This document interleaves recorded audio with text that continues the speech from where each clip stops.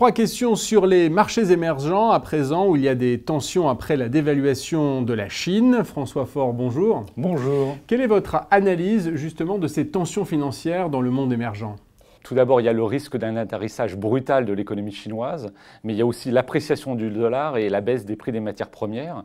Et c'est cette conjonction de 3 facteurs qui peut être problématique pour les pays émergents. On n'est pas comme en 2011 ou 2013 où il y a eu un effet de contagion financière venant des pays avancés. Là, ces effets risquent de durer. Deuxième question, quelle est votre grille de lecture pour analyser l'ensemble de cette zone émergente qui est plutôt grande ? Alors une grille de lecture à 2 niveaux. Le premier niveau, c'est le fait que les pays soient exportateurs nets ou importateurs nets de matières premières. S'ils sont exportateurs nets de matières premières, les 3 facteurs jouent dans le même sens négatif. S'ils sont importateurs nets, eh bien, l'appréciation du dollar qui est négative peut être compensée par la baisse des prix des matières premières et également une exposition relativement limitée à l'économie chinoise. Le deuxième niveau ? Alors le deuxième niveau est plus financier.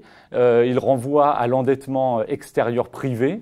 Donc, si une entreprise dans un des pays émergents est fortement endettée ou même si son endettement a augmenté, elle voit à la fois son chiffre d'affaires baisser et sa charge de la dette augmenter. Alors, c'est particulièrement le cas pour les entreprises qui exportent des matières premières.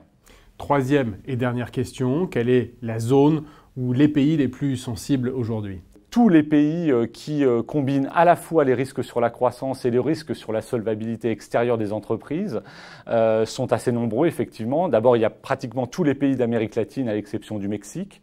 En Asie, on a l'Indonésie, mais aussi dans une moindre mesure la Malaisie. Et en Europe, on a notamment la Russie, l'Ukraine et le Kazakhstan.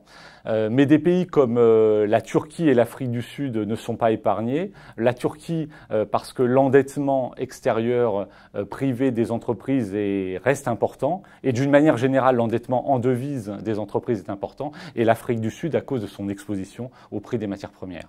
Merci François Faure pour ce point sur les marchés émergents. On se retrouve dans un mois pour un nouveau numéro d'Éco TV.